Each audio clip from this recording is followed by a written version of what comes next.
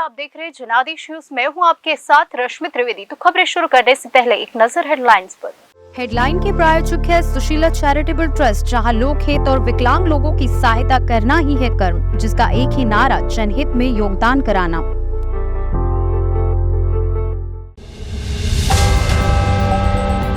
सपा से बढ़ते तनाव के बीच यूपी में कांग्रेस प्लान बी की तलाश में है। बसपा और रालोद पर है नजर। दिग्विजय सिंह और कमलनाथ के बीच सब ठीक है नहीं। डैमेज कंट्रोल की कमान दिग्गी राजा ने संभाली। फिर फंस गए विधायक हुड्डा, कांग्रेस प्रत्याशी ने बांटे पैसे तो निर्वाचन आयोग ने लिया एक्शन। वीकेंड पर थलापति विजय की लियो ने की उम्मीद से बढ़कर कमाई। 10वें दिन कलेक्शन ने चौंकाया। डोनाल्ड ट्रंप का दोबारा राष्ट्रपति बनने पर मुस्लिमों पर यात्रा प्रतिबंध लगाने का ऐलान। व्हाइट हाउस ने की आलोचना। अब खबरें विस्तार से। लखनऊ में लोकसभा चुनाव के बीच इंडिया गठबंधन में तनाव बढ़ रहा है। कांग्रेस विकल्प ढूंढ रही है और सपा के साथ मिलकर अपनी स्थिति मजबूत करने की कोशिश कर रही है। राजनीतिक जानकारों के मुताबिक कांग्रेस ने पहले से ही इंडिया गठबंधन में महत्वपूर्ण भूमिका निभाने की इच्छा रखी है और इसलिए उसने कर्नाटक चुनाव का इंतजार भी किया। कांग्रेस को यूपी में चिंता है और इसलिए उसने सपा को अपने साथ जोड़ लिया है। बसपा के लिए भी कांग्रेस विकल्प खोले रखना चाहती है। लोकसभा चुनाव को लेकर बने इंडिया गठबंधन के धागे धीरे धीरे बिखरने लगे हैं। इसमें शामिल सभी दल अपना नफा नुकसान देखने में लगे हुए हैं। मौजूदा हालात को देखते हुए कांग्रेस विकल्प की तलाश में जुट गई है। वह सपा के साथ दिख तो रही है, लेकिन रालोद और बसपा के वोट बैंक के सहारे ही अपने को आगे बढ़ते देखने की चाहत रखती है। राजनीतिक जानकार बताते हैं कि कांग्रेस शुरू से ही इंडिया गठबंधन में बॉस की भूमिका को अदा करने की चाहत रख रही है। इसलिए उसने कर्नाटक चुनाव इंतजार किया। नतीजे पक्ष में आने के बाद ही उसने गठबंधन में अपने नेतृत्व की भूमिका को देखना शुरू कर लिया। यूपी को लेकर कांग्रेस को चिंता है। यहाँ पर पार्टी को पता है कि अकेले के दम पर वह कुछ भी नहीं कर सकती है। इसी कारण उसने सपा को पकड़ा है, लेकिन सपा उसे मध्य प्रदेश चुनाव को लेकर आग दिखा रही है। ऐसे में कांग्रेस ने रालोद के साथ बसपा के लिए भी विकल्प के दरवाजे खोले रखना चाहती है। सूत्रों के अनुसार राहुल गांधी और प्रियंका गांधी वाड्रा दोनों ही बसपा के साथ गठबंधन करने की कोशिश में हैं।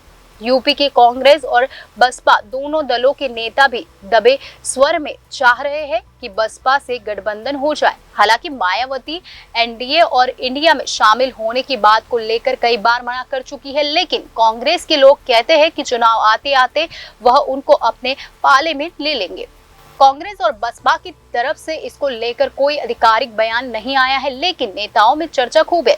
यूपी कांग्रेस अध्यक्ष अजय राय और सपा मुखिया अखिलेश यादव के बीच मध्य प्रदेश की सीट बंटवारे के बीच राज्य स्तर पर दोनों पार्टियों के बीच में एक मौन तल्खी बनी हुई है। हालांकि कांग्रेस की टॉप लीडरशिप इस मामले में बिल्कुल खामोश है और वह बसपा और रालोद के विकल्प पर काम कर रही है। कांग्रेस के एक बड़े नेता ने नाम न छापने की शर्त पर बताया कि अभी हमारा संगठन ऐसी स्थिति में नहीं है कि पार्टी अकेले दम पर यूपी में 80 सीटें जीत पाए। इसलिए पार्टी सपा या बसपा के लिए भी ऑप्शन खुला रखना चाहती है, जिससे कि अगर सपा दबाव बनाए तो बसपा के साथ आराम से चुनाव लड़ा जा सके। बसपा के एक बड़े नेता ने बताया कि बहन जी अभी तक किसी भी दल से गठबंधन नहीं करना चाह रही है, लेकिन राजनीति में किसी भी संभावना से इनकार करना मुश्किल है। वर्ष 2019 के लोकसभा चुनाव में बसपा सपा के साथ गठबंधन कर मैदान में उतरी थी, लेकिन बसपा के लिए अनुभव अच्छा नहीं रहा। अगर आगे कुछ बात बनती है तो मायावती का लीड रोल होगा। वह अपने ही नेतृत्व में इसको संचालित करेगी, क्योंकि कांग्रेस यूपी में उस स्थिति में नहीं है जहां से वह बसपा पर अपनी शर्तें लागू कर सके। वरिष्ठ राजनीतिक विश्लेषक वीरेंद्र सिंह रावत कहते हैं कि कांग्रेस रालोद और बसपा के आपसी गठबंधन की चर्चा तेज है। संभावना से कोई नाकार भी नहीं रहा है। राजस्थान में कांग्रेस और भाजपा दो ही पार्टियां आमने सामने हैं। अगर बसपा और रालोद से इनका गठबंधन होता है तो इसमें कांग्रेस का डबल फायदा हो सकता है। एक तो यह दोनों दल कांग्रेस पर ज्यादा दबाव नहीं बना पाएंगे। कांग्रेस को इसका फायदा हरियाणा और पश्चिमी यूपी में हो सकता है, क्योंकि रालोद का जाटों में प्रभाव पश्चिमी यूपी, हरियाणा और राजस्थान में कुछ स्थानों पर है। बसपा में दलित वोट बैंक का एक चंग है, जिसका फायदा कांग्रेस को मिल सकता है। इनकी सीटें भी बढ़ सकती है। रालोद के प्रदेश अध्यक्ष राम श्री राय कहते हैं कि अभी विपक्षी दल इंडिया गठबंधन के बैनर तले लड़े तो ज्यादा अच्छा रहेगा। हमारी कांग्रेस से राजस्थान में कुछ सीटों से लड़ने की बात चल रही है, जो कि एक दिन में सामने आ पाएगी। हमारे सभी 9 विधायक राजस्थान में कांग्रेस के प्रचार में लगे हुए। हमारे लोगों का कहना है कि इंडिया गठबंधन में बसपा के जुड़ने से बहुत फायदा होगा। उनका बड़ा वोट बैंक है, उनके गठबंधन में शामिल करने के प्रयास होने चाहिए, क्योंकि 2024 में चुनौतियां बहुत है। लोकसभा चुनाव में समीकरण बिल्कुल अलग है। इंडिया गठबंधन का नेतृत्व निश्चित तौर पर बड़े दल कांग्रेस को करना चाहिए। घटक दलों को आपस में न लड़कर लक्ष्य की ओर केंद्रित होना चाहिए। उन्होंने कहा कि कांग्रेस का सपा विश्वास नहीं करती है। रालोद उनका पुराना सहयोगी रहा है। सपा कुछ घटनाक्रमों से रालोद उससे ज्यादा खुश नहीं है। अगर मौका मिलेगा तो वह सपा का साथ छोड़कर कांग्रेस के पाले में जा सकती है। कांग्रेस के प्रवक्ता अंशु अवस्थी कहते हैं कि कांग्रेस ने पहले दिन ही समान विचारधारा की राजनीतिक दलों को एक मंच पर लाने के लिए पहल की है। बसपा का यूपी में जनाधार रहा है। भाजपा की सरकार में प्रदेश में सबसे ज्यादा दलितों पर अत्याचार हो रहा है। सरकार अपराधियों के साथ खड़ी है। भाजपा के नेता समय समय पर संविधान बदलने की धमकी दे रहे हैं। हम चाहते हैं कि जो समान विचारधारा के राजनीतिक दल हैं, जो संविधान को बचाने के लिए लड़ाई लड़ रहे हैं, लोगों के अधिकारों की हिमायती है, वह कांग्रेस के नेतृत्व में इंडिया गठबंधन का हिस्सा बने। बसपा को लेकर राष्ट्रीय नेतृत्व को निर्णय लेना चाहिए। एमपी में पूर्व सीएम दिग्विजय सिंह और कमलनाथ के बीच अनबन की खबरें आ रही है। इस बार दिग्विजय सिंह ने अब सफाई दी है। उन्होंने कहा है कि हम सब साथ है, बीजेपी यह भ्रम फैला रही है। चुनावी माहौल के बीच कांग्रेस के अंदर कहल की खबरें आ रही है। कथित तौर पर यह कहा जा रहा है कि दिग्विजय सिंह और कमलनाथ के बीच सब कुछ ठीक नहीं है। कपड़ा फाड़ो विवाद के बाद से ही ऐसे सवाल उठ रहे हैं। इसके बाद दोनों ही डैमेज कंट्रोल में जुट गए थे। बीते 1-2 दिनों में दिग्विजय सिंह की कुछ सभाएं रद्द हो गई है। इसके बाद मनमुटाव की खबरों को और बल मिला। साथ ही बीजेपी भी हमलावर हो गई है। ऐसी खबरें आने के बाद पूर्व सीएम दिग्विजय सिंह ने ही खुद ही डैमेज कंट्रोल की कमान संभाल ली है। दिग्विजय सिंह ने कहा है कि भारतीय जनता पार्टी के प्रादेशिक नेतृत्व में गुटबाजी है। उसे छुपाने के लिए कांग्रेस पार्टी के साथ साथ मेरे और कमलनाथ के संबंध के बारे में भ्रम फैलाते हैं।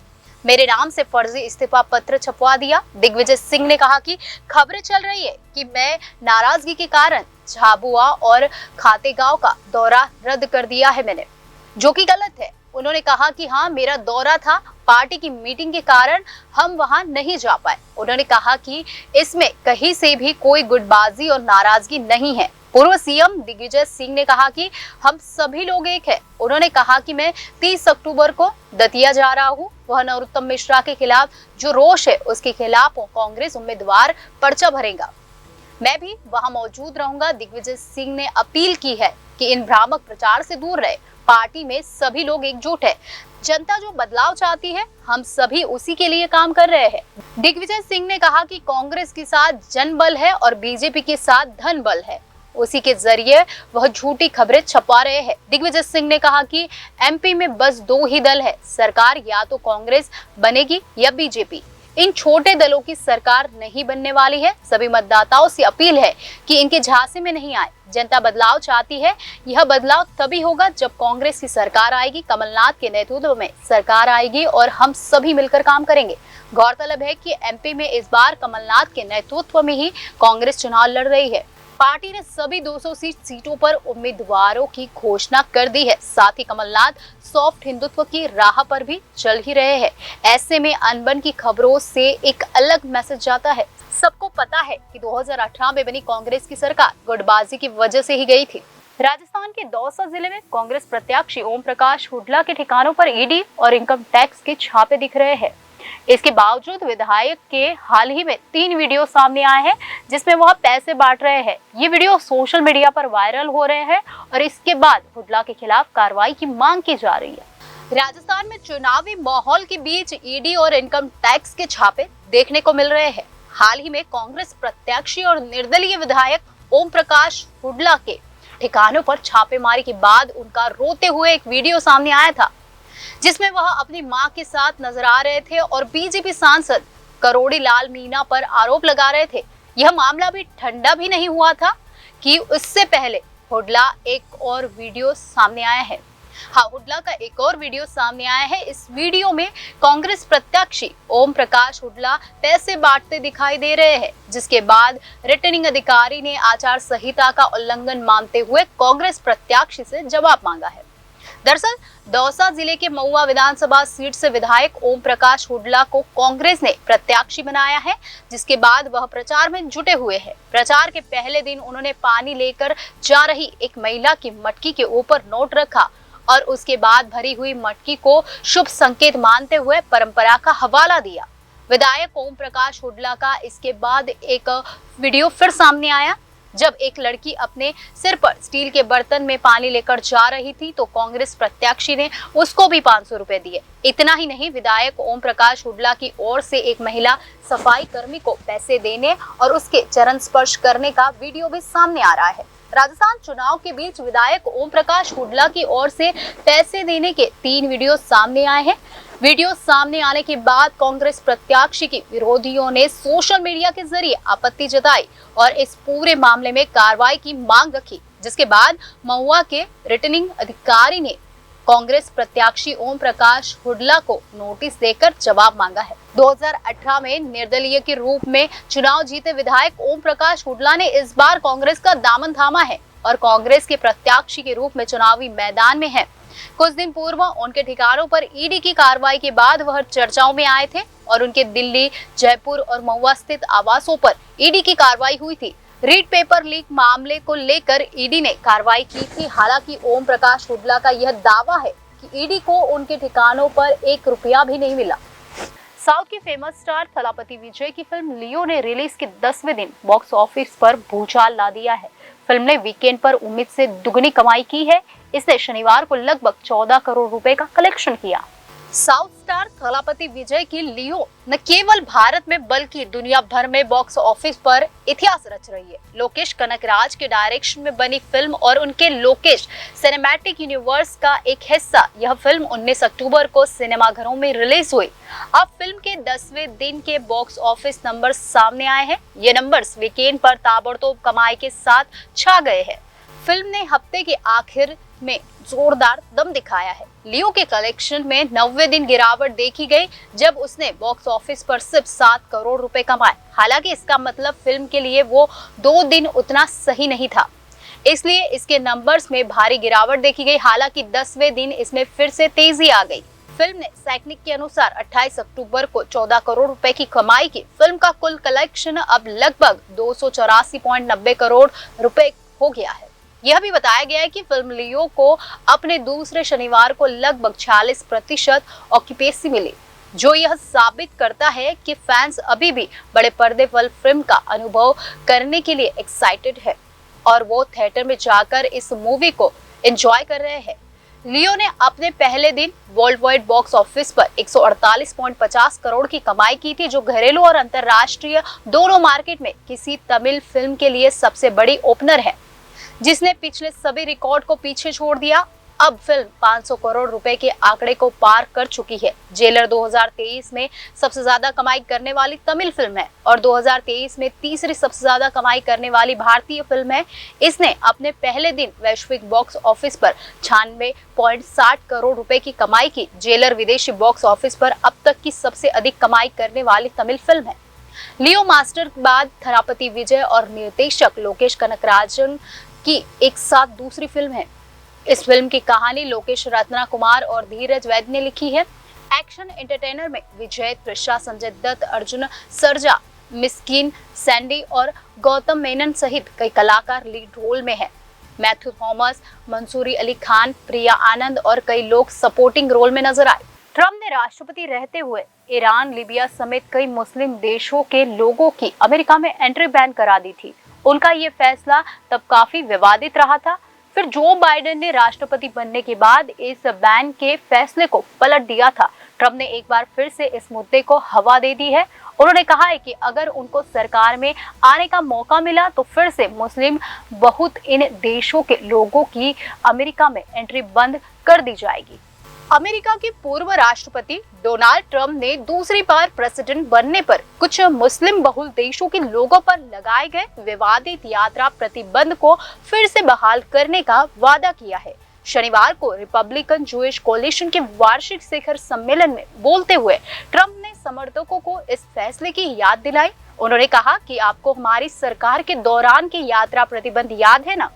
हमने यात्रा प्रतिबंध लगाया था क्योंकि हम नहीं चाहते थे कि हमारे देश में ऐसे लोग आए जो उसे नुकसान पहुंचाने के विचार को पसंद करते हो।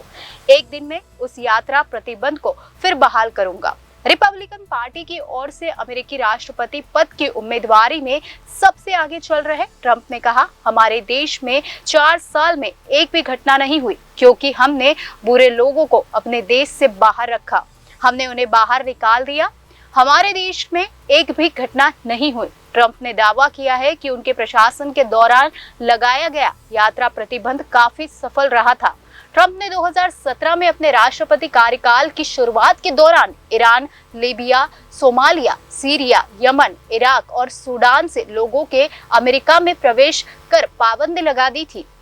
ट्रंप ने हमास को नष्ट करने के इजराइल के अभियान के साथ एकजुट रहने, बब्बर आतंकवादियों से अमेरिका को इजराइल की रक्षा करने तथा बाइडेन प्रशासन की ईरान तुष्टीकरण की नीति को पलटने का संकल्प भी लिया। डोनाल्ड ट्रंप के बयान की व्हाइट हाउस ने आलोचना की। व्हाइट हाउस के प्रवक्ता एंड्रू ने कहा कि 2020 में राष्ट्रपति जो बाइडेन ने इस्लामोफोबिया की बढ़ोतरी की निंदा की थी। इसे उन्होंने एक हानिकारक बीमारी बताया था। बाइडेन ने उनके पूर्ववर्ती प्रेसिडेंट ट्रंप की ओर से गैर अमेरिकी मुस्लिमों पर लगाए गए प्रतिबंध को पलट दिया था। बेट्स ने कहा, नफरत के खिलाफ एकजुट होने की अब पहले से कई अधिक जरूरत है। अमेरिकी मुस्लिम और अरब अमेरिकी भयावह दिल दहला देने वाली हिंसा का निशाना बन रहे हैं, जिसमें 6 साल के बच्चे की बबर हत्या भी शामिल है। उन्होंने कहा कि राष्ट्रपति बाइडेन ने इस्लामोफोबिया, मुस्लिमों के प्रति घृणा की भावना के खिलाफ अभूतपूर्व कार्रवाई की है। खबरों में आज बस इतना ही। आने वाली सभी खबरों को जानने के लिए आप जुड़े रहिए जनादेश के साथ।